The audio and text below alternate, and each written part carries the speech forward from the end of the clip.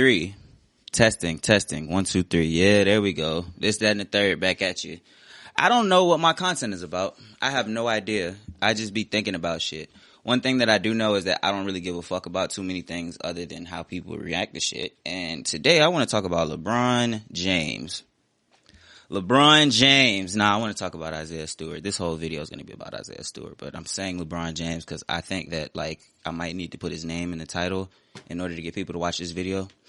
At any rate, let me tell y'all what happened. So, he's at the free throw line with this second-year player, Isaiah Stewart. I'm a really big fan of basketball, so I know who Isaiah Stewart is, but I think this might be the public's introduction to him. I'm going to call him from now on Isaiah About That Life Stewart, so y'all know who I'm speaking to. It's a pretty common name he has, so I want to make sure that y'all get it. So, him and LeBron, you feel me? They tussling a little bit at the free throw line for no fucking reason. Like, they shouldn't have been the two people even boxing each other out. And LeBron get a little, you feel me? LeBron get a little agitated, like, yo, get off me, give him a little one of these bitches. And he hit him in the face. And this nigga started leaking. Like, this nigga started leaking more than I've seen in an NBA game in a long time. And Buddy blacked. I'm talking about, he trucking over, I don't know if I'm finna put a clip in here, but this motherfucker snapped. This nigga snapped. It was the longest time in a long time I didn't see the nigga try to get it. Cause y'all know NBA players, when they don't really be trying to bump, they be trying to get head to head. And I understand it. I don't think people grasp the concept that it's like, yeah, I don't want to fight you. We're both millionaires and doing our job. But at the same time, our job requires you knowing I'm not pussy. I'm not pussy at all. So, I gotta let you know that if it came down to that, I'm with that shit. I feel the NBA players on that vibe, but this was crazy. And a lot of the reaction is, oh, why the fuck Isaiah Stewart ain't, you feel me? Where was that energy when he was face to face with LeBron? This, that, and the third, all of that. And that's what I felt like I needed to speak on.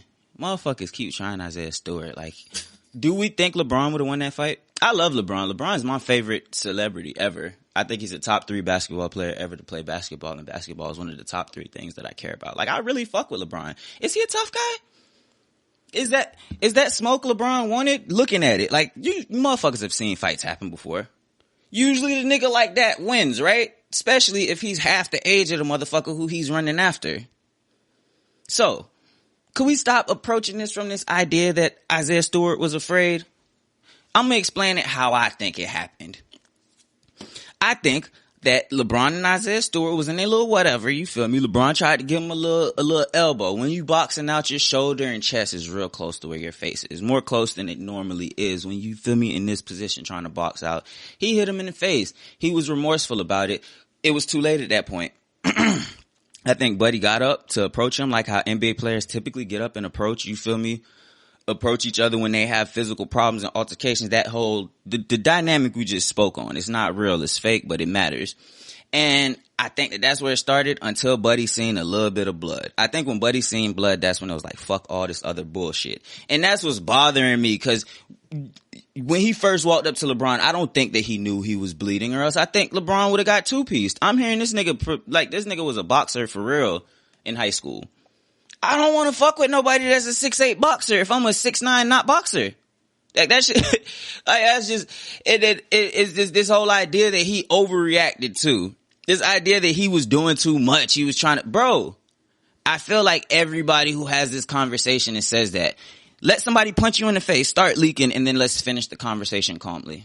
That's not how shit works when you see blood, guys. That's not what happens, bro. Sometimes you lose your fucking temper. Sometimes you lose your temper so much where you could be like, let me try to finesse a way to continue to lose my temper. And I don't know, if you watch some of my other videos, you might be able to tell I myself have a bit of a temper. So I could resonate with Buddy. But this whole idea that he was wrong for trying to fight somebody while he's fucking leaking blood. It's like we talk about the whole story. We say LeBron hit him. He started bleeding. And then we just talk about the rest of his actions like he fucking stopped. He got stitches right here. I had stitches in the same place. That's not a comfortable place to be fucking hit. When I started leaking, what the fuck do you think I did? I'm not a millionaire. I wasn't on a professional basketball court or anything of that nature, and that's why he reacted differently than I would. But I just think we need to take a little bit of consideration to Isaiah Stewart in this situation. Like, bro, I have a very, very, very hard time saying you overreacted to trying to get at somebody who split you open, bro. Like, it's a difference when you start bleeding. Back in the G, even the old folks who didn't want to call fouls on nothing would be like, it ain't a foul if you're not bleeding. Why do you think they would say that shit? Because that, bro, dog, when you see that blood coming out the side of your face there, and you look up through the blood and see that man that caused it, I don't blame nothing that you did. This nigga, and he still had a bit of control, because if he wanted to, he could have just started swinging wildly. I have so much, I want to talk about the basketball side of this after, by the way. Yeah, so he could have swung past Cade, past, what's the name of Toronto old coach? Whatever his name is. The whole coaching staff could have got it. Like, and he didn't. He was just trying to get at LeBron. And I don't think he was trying to swing at LeBron. I think he wanted to wrestle a little bit. You feel me? Regardless, big picture. I think that this was good for both teams. Oh, smaller picture. Everybody who's saying that they feel like both people are wrong, I pretty much agree with you. Like, I kind of agree with you that both parties was wrong in this situation. Except for the both parties being wrong in this situation part.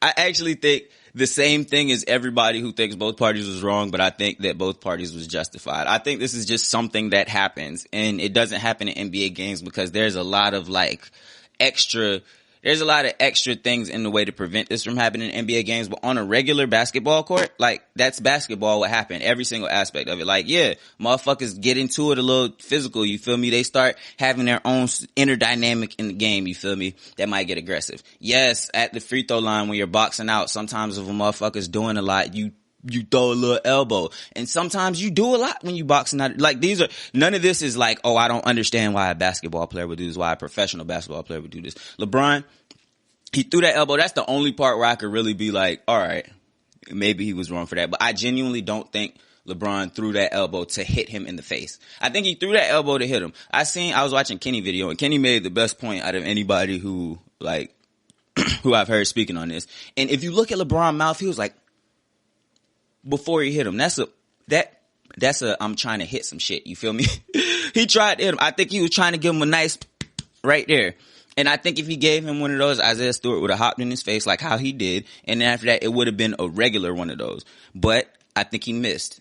I think he missed his like target, because I think that he would have had to look too long, and it would have been obvious if he was like. So he had to try to get a glance. Where is he? Look away, give him a little. You feel me? And I mean, I guess it's dirty because he hit him. The definition of dirty right here is it's up in the air. Because at the end of the day, you could call any regular foul dirty if that's the case. It's not a part of the rules. I think that the dirty aspect was hitting him in the face, but that was unintentional. So now your intent in whether or not it's dirty matters. But still, I don't necessarily think that his intent was to be a dirty player, because he's not. But he might have done a dirty thing. But sometimes that shit happens accidentally, and it's like, that is what it is. But that reaction of him feeling somebody on him at the free throw line and trying to give him a little bow, I don't think that was necessarily out of line either. Just like, because he accidentally hit him in the face and he started leaking blood, I don't think Isaiah Stewart's reaction was. I think that that's just something that happens. It's like how you lose a basketball game. It's something that just happens in basketball. It's a part of basketball. You feel me? So I think that's just my take on it. Like, as for accountability's sake, I think LeBron James was more wrong than Isaiah Stewart. I don't agree that he should have been suspended for 1 game and Isaiah Stewart suspended for 2 games. But at the end of the day, I don't think any of them were like making a travesty of the sport or the National Basketball Association. I just think, you feel me? If you want grown men to play a sport at an elite level, 82 games out the season for 75 years, sometimes shit's gonna happen like this. You feel me? And there's been way worse situations than this. Another thing, this is nothing like the Malice at the Palace. Kill all that noise now. I'm going to spend 22 seconds max talking about this. It's absolutely nothing of the same. When Ben Wallace pushed Ron Artest, that little altercation on the court might have been kind of similar, but Ron Artest went and laid the fuck down and had a fan throw some shit at him. And that is what the Malice of the Palace is. It's not the altercation between Ben Wallace and Ron Artest prior to that. You feel me? The Malice at the Palace is the fight between the Detroit Pistons fans and the Indiana Pacers players. And that shit was 17 years ago. It's not relevant to this situation in one way or another. Like, it's just kill all of that noise. I want to talk about the basketball side of it too a little bit because I love basketball. I've mentioned that a lot. I think this was great for both teams because the Lakers won the game and because Cade was the one who stepped up and was like, you feel me? I'ma hold you. You feel me? Cause that shit, yo, that same way that elbow went flying from LeBron and caused some damage, like, that's a scary place to be in where Cade was at. And I don't think anybody told Cade to step up in that position. And I don't think I think Cade felt within himself it was necessary. Like, I don't think he felt pressure from the organization as the number one draft pick or from the coach or anybody of that nature. I think that Cade himself is a fucking leader. And ever since he started off the season hurt, came in moving kind of, like he hasn't been having the best games, but he's also been having some great ones. But I think that his composure is what stands out the most to me. And I'm a bigger fan of Jalen Green than I am of Cade Cunningham. And I have been saying coming into the season, Jalen Green is going to be rookie of the year. And I'm a fan of, like, you feel me? I be watching his outside of basketball shit. That's why I'm a fan of him. Before is what has been happening on the court. Cade has, if anything, established that if he continues on the route he's on, he's going to be an extremely quality NBA player in the very near future. And I think that the fact that he took it upon himself, you feel me? And then even at the end of the game, AD had these 2 amazing blocks on Cade, but it was still, he tried to, you feel me? Like, I know what all went down in this game, and I want to be the one to put up the bucket to put y'all away, you feel me? It's like, I gained a lot of respect for how Cade reacted to the situation because of how young he is and how he was right in the middle of that. That being said, yo, if people want to make fun of Isaiah Stewart for being scared, the moment to make fun of is not the beginning before he knew that he was bleeding when he stopped. The moment to make fun of Isaiah Stewart is when he broke free the first time and he started trucking over everybody. Nobody could stop him. And he paused. He paused when he seen DeAndre Jordan. That's the moment where it's like, bro, if you really wanted smoke, you should have kept going. But he paused when he seen DeAndre Jordan. But like the fact that DeAndre Jordan, AD, Russ and all them stood up in front of LeBron and shit like that, I think that mattered for our team. I'm a Lakers fan, by the way, also. Been a Lakers fan since Kobe. That's why I don't really talk about it as much in the LeBron era, because it just seems kind of dick-eating to me. But at any rate, where the fuck was I at in the story? Yeah, so Isaiah Stewart was clearly kind of spooked, but I think that the fact that everybody stood up in the way that they did, and then the fact that the Lakers held it together. The Pistons, I don't expect y'all to hold it together. That's why I can still look at it as a positive when y'all lost, because y'all are a young ass team, and just seeing any sort of leadership, seeing that dog, that fight, cool. As an NBA fan, I'm pleased. Seeing the Lakers, seeing my Lakers, bro, we fall apart. We have been, is my camera too low? We have been falling apart a lot this season. We've been falling apart a lot this season. So for me to see the Lakers be able to come together after that with LeBron off the court, Russ hooping and shit like that, the dog came out of AD. Why we ain't know all you gotta do is try to fight LeBron and the dog will come out of AD? If I'm one of the Lakers, I'm trying to get somebody to fight LeBron every game and AD will be MVP. And I love that shit. Bro. How he came out, and I disagree with his after the game statements, but I fuck with the energy of it. You feel me? That like, yeah, I don't know what he was trying to do, but 1 through 15, it ain't going down. You're like, yes, bro, have that same energy when the ball is in play, bro. And we gonna go to the championship like how everybody thought we would. And I love it, bro. I love everything I'm seeing from the NBA this season. The rule changes and shit like that. I like how Kevin Durant is fucking interacting with the NBA is in a really good place. And I think so many people are caught up in this like moment that they're not seeing the beauty of it. And it's like, I feel like because everybody thinks both people were wrong, that's what is leading to, like, you feel me, them not being able to understand it. Like, bro, as a basketball fan, you gotta love this shit. You have to love this shit. Cause if you don't, then that means that you're okay with the people on the court not caring. And like, bro, you could tell when the product that come along is people who don't give a fuck about NBA. You feel me? About basketball and shit like that. And it's like, you gotta care. You gotta care. You gotta have pride. You feel me? You gotta feel like if a motherfucker elbow me, what if he was woofing for the cameras? Yes, I need all 20,000 people in Detroit right now to know Isaiah Stewart stand tall. You feel me? You're not gonna try Isaiah Stewart like that. And as a Detroit Pistons fan, okay. So fuck it. If he woofing for the cameras, if he woofing for the fans, as NBA fans, we should appreciate that. We should love that shit. Of course, we shouldn't love the violence, altercations, and the optics of it. Which is why I think everybody can acknowledge this isn't something that needs to happen a lot, but it's just, I am so excited. I am so excited at where the NBA is right now on a whole that it puts this into a different perspective for me. I think Isaiah Stewart is going to be an extremely quality NBA player because I feel like he cares. You feel me? And apparently people are talking like he has like a violent streak in him. Apparently he's going at mad NBA superstars. I remember the days of basketball where we would look at that motherfucker and realize like, yo, that take a dog. Like, it takes a dog to look at this nigga and know you will give my team 50, but you not gonna hold me. Fuck it.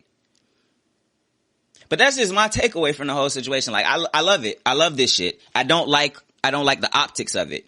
I like the aftermath. And I don't know if I said this already in this video, but this is kind of what I'm noticing is a theme on my channel, is that I don't particularly care as much as everybody else about the things that happen, but I just like the reactions and the atmosphere around what the public thinks about it. And I be wanting to talk on it. And my overall takeaway is, Cade, you're a leader. Isaiah Stewart, you a dog. LeBron, we know what you are. Like, this doesn't say a lot about LeBron. Oh, I don't know if I established this. I think Stephen A. Smith, for one of the few times in his life, Stephen A. Smith is pretty quality, but he made a really good point when he was like, you don't have to be a dirty player to do a dirty thing. I think LeBron James accidentally did something dirty, and that plays no way, shape, or form in his overall view. Like, this means nothing. If you ever, if we're having a conversation about if LeBron James is a dirty player, I wouldn't even want you to bring this up because I feel like it'd be out of context. You feel me? Obviously, LeBron's not a dirty player. Obviously, he still holds where he holds. I think that also has a part to do with why Isaiah reacted the way he is. You gotta understand, you're 20 years old and you care about basketball enough to be in the NBA. There's a certain level of respect that you have for LeBron James that is at least enough respect to, I'm gonna ask you why the fuck you did that before I start losing my shit when I see blood. But yeah, this don't say nothing about LeBron. This says nothing about LeBron. LeBron's still the greatest. This says more about the Lakers. We know Russ got a set at least. I always kind of wondered if Russ could fight or not. And it's not that like he got in a fight and I'm gonna just, but like, dog, when you see a raging bull charging at somebody else and you step forward and then you look like you're set, it's pretty, you're comfortable like you've put it up before. I could give you respect for that. You feel me? Like, okay, I'll give an example. I thought it was way worse optics for the league what Markieff Morris did to Nikola Jokic. And I mean, the way Jokic responded was also poor. It's similarly to how I feel about LeBron. I don't think that it says anything about the player in particular, but like Jokic kind of wild out, you feel me? But I just think that didn't look like anything I could take a positive takeaway from, other than that Marcus Morris might get jumped by Jokic brothers. Like, that was it. But this situation with LeBron James and Isaiah Stewart, it was a bad optic for the NBA, but overall it's going to be good for overall it signifies quality in the product that we are getting and that we are going to get. And I love that shit. And I think that y'all need to stop trying Isaiah Stewart like he pussy. I guess I could have just made that whole video these last 30 seconds, but I'll be having shit to talk about. Anyway, I'm done with this shit. I'll holler at y'all whenever the fuck something else comes to mind.